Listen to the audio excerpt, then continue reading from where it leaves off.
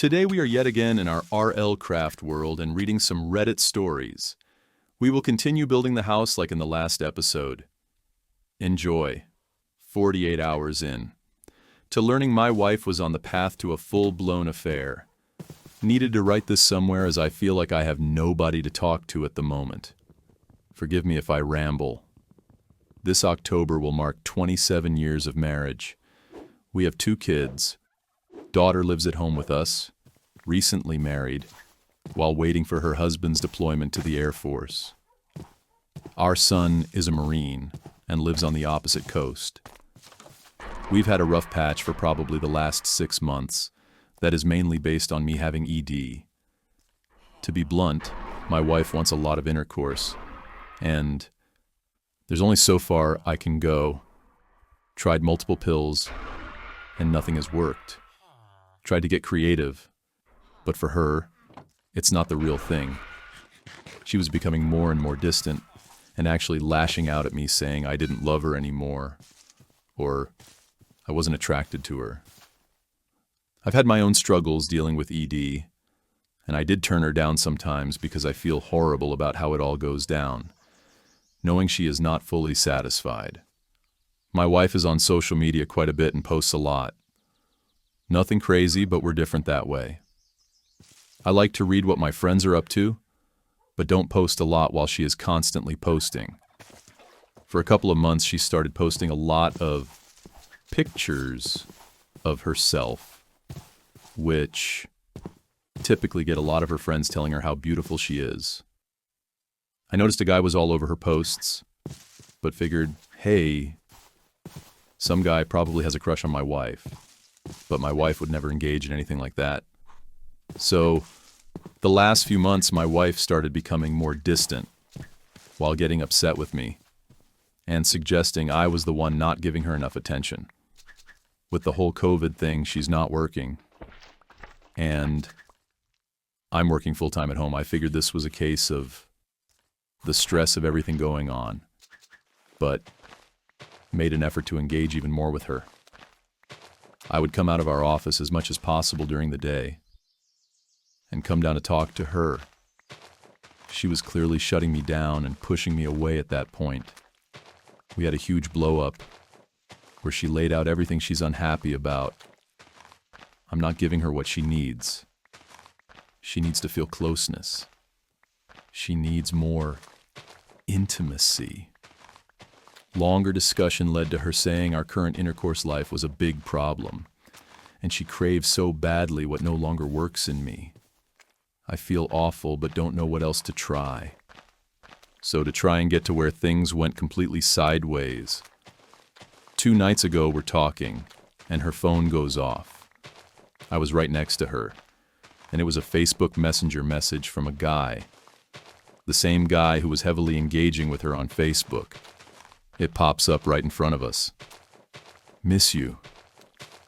Thinking about you, I'm like, what the hell is that? She starts by explaining that he's just a friend that she knew growing up, and he reached out on Facebook. They knew each other's families, so it really is nothing. What proceeded to happen throughout the night was unwinding a series of lies where I'd learn more and more. They've been talking for months, but just reminiscing about family and childhood stories. Then it went to she was telling him she is struggling in her marriage, but she swears that was it. I pushed for her to come clean, and it went further. They were exchanging fantasies about what they do to each other. She was breaking down, saying she just needed intercourse so bad. And again, we have intercourse in the sense that we do as much as we can without penetration. She finally says, I have to go out. I promise I'll be back. But I know this is horrible, and I need to think. I almost lost it as she was walking out and said, please don't leave me. But I bit my tongue. I figured she was going to call a friend or something. I'm talking a girlfriend here. In maybe a bad move, it hit me that, what are the odds she is talking to this guy? And I went to the Verizon site and looked at her phone logs. Sure enough, it showed a number she had a 30-minute call with. right after she left. I started doing every bit of research to find out who it was. It was getting really late, and I was super concerned about why she wasn't coming back. I texted a few times, but she didn't answer. Eventually, I get a text around 2 a.m. that she's coming home. When she got home, I asked what she had done. She told me she went to see one of her girlfriends. And I said, "Who did you call?" She said she called her girlfriend. I know her friend's number, because our families are friends. So, I said, "I know, you made another call." She looked shocked, and I said, "Just come clean." She said, when she left, she called him to tell him what was happening. I pointed out that she has been continuously lying throughout the night. So, at that point, So came out with all of it. So throughout the night and into the dawn, it all came out. She said they haven't had intercourse yet, but they were to the point they were planning. And she said it was definitely going to happen. I asked her multiple times throughout the night if it was going to stop, and she was invested in us. Every time I got a non-committal answer. She's confused. She feels lost. She told me that she wouldn't talk to him at one point, but he reached out to her the next day, and they spoke for about 20 minutes. Sorry for rambling. I don't have the first clue what to do. I really have no one to talk to. It's so weird that she is looked at as a pillar of our community, and I'm just the quiet, hard-working husband. If you were to be told that there was an affair going in between us, I guarantee everyone that knows us would want to know what the hell I've done. Maybe that doesn't matter. But again, it's just feeling like I can't turn anywhere. I don't even know how to wrap this up. I'm in so much pain. Like I can feel physical pain from this. My chest is hurting, and I feel so sick. If you read this far, thank you. I don't know what to do. Bro, that is so messed up. I can't believe she's blaming his ED for her basically planning to cheat.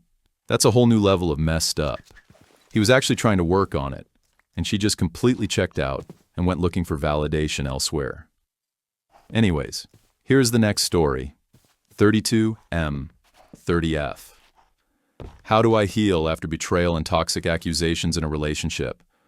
I'm feeling completely lost and broken after the end of a relationship where I gave everything I had, like my love, trust, loyalty, and future plans.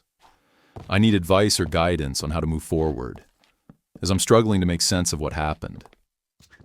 I recently discovered that my partner had been betraying me in ways I never thought possible. She not only engaged in inappropriate conversations and sent explicit photos to others, but also participated in live naked cam shows for strangers online. This isn't the first time we've broken up over similar issues. I gave her another chance because I believed in her and our relationship. Unfortunately, I've learned that my trust was misplaced. What makes it even harder is that I warned her about these people and the harm they could cause. But instead of listening, she accused me of being controlling and abusive. I was never either of those things. I just cared deeply and wanted to protect her. Now, I feel like all my sacrifices and efforts to support and love her have been twisted into something negative.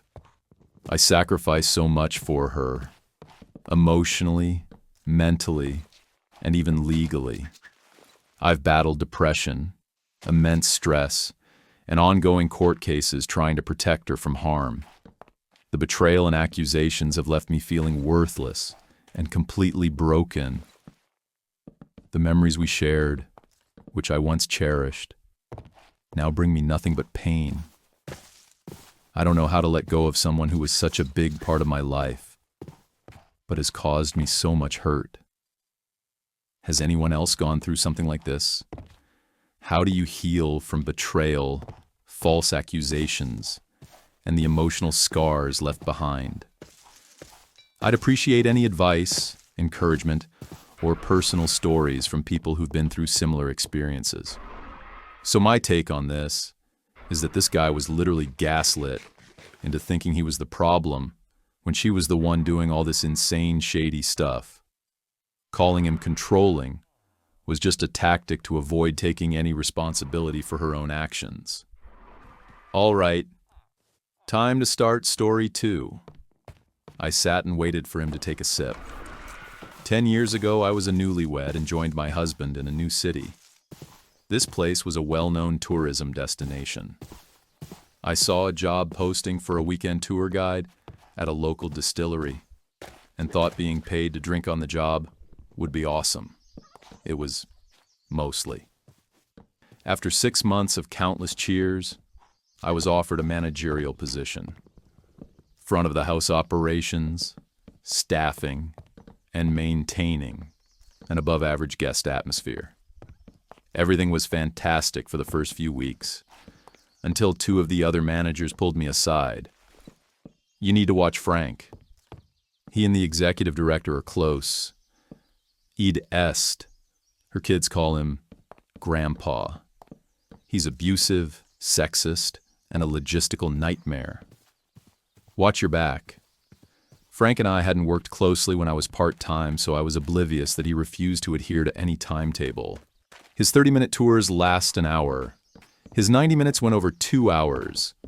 At one point, several of his connoisseur tours, advertised as 3 hours, lasted 4.5 hours. Geez Gilligan. Wrap it up. Now, you might be thinking, well, this guy was passionate and was providing a world-class experience. Our tour times were clearly advertised at the front desk, and often people would choose a specific tour length so they could visit other attractions, or because they had dinner reservations. On more than a dozen occasions, I profusely apologized to irate guests, and even went so far to offer refunds, freebies, and call their next destination to see if I could help them reschedule or squeeze in.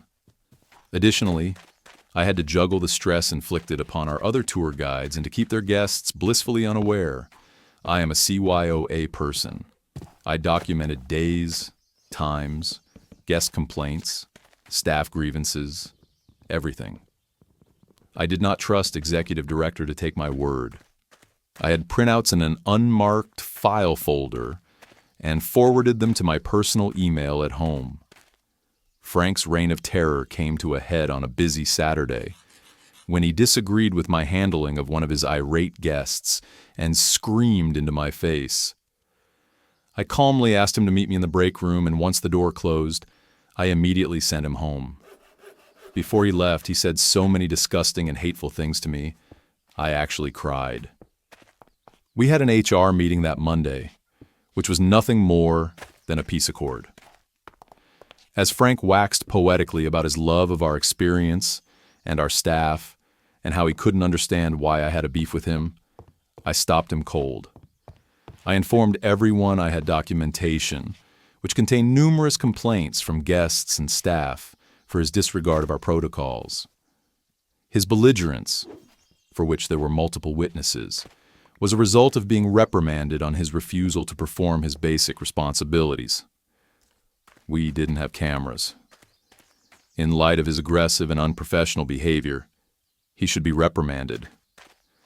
I wanted it documented in his employee record. Should I have brought said documentation? Yes. But I was playing the long game. I told HR I would like to work with executive director in creating a schedule where Frank could continue entertaining with minimal disruptions to our daily flow. Executive director's face was ghostly white when I mentioned numerous previous complaints, but she agreed. Frank apologized and was reprimanded, which was nothing more than a slap on the wrist. Later, I walked into executive director's office with a thick file folder. Contained within were emails about his abusive behavior to only female guides and managers and their complaints to her that went unaddressed, and how, as the third to be subjected to it, I had every right to throw her under the bus for repeatedly condoning harassment and allowing Frank to create a toxic work environment. I could walk away with some serious cash, but I genuinely loved my job and the people under me. In retrospect, I should have been a whistleblower, but I was in my 20s and pretty naive. We agreed she would be his sole supervisor on the floor, but I would be diligent in timing him and monitoring guest complaints. In 30 days, we would revisit the problem. And if she couldn't wrangle Grandpa, I would go scorched earth. We scaled Frank back from 4 days a week to 1. No weekends, only Wednesdays, our slowest day. And moving forward, he was only allowed 1 tour a day. The 30-minute lunchtime tour, which had a 45-minute buffer between guests. One day as I sat at the front desk with my phone's clock on a stopwatch, Executive Director went to the bathroom. Seeing his golden opportunity for revenge, Frank loudly asked me in front of his guests to prepare his tasting experience, a job each guide oversaw themselves. I told him I would be delighted. As I finished pouring his drink, I, sweaty from wearing khakis and a polyester shirt in the middle of summer, reached behind my back. I ran the tip of my finger up my butt crack and wiped the moisture around every square centimeter of the rim of his glass. I poured myself a drink as well and stood in the background until Frank lifted the glass to his lips and sighed with pleasure. That visual still makes me smile. He never stepped out of line again and retired a month later to spend more time with his grandkids. Honestly, good for her. She tried to handle it the right way through HR and documentation, and they gave her a useless slap-on-the-wrist solution. Thanks for watching, guys, and leave a like if you enjoyed the video.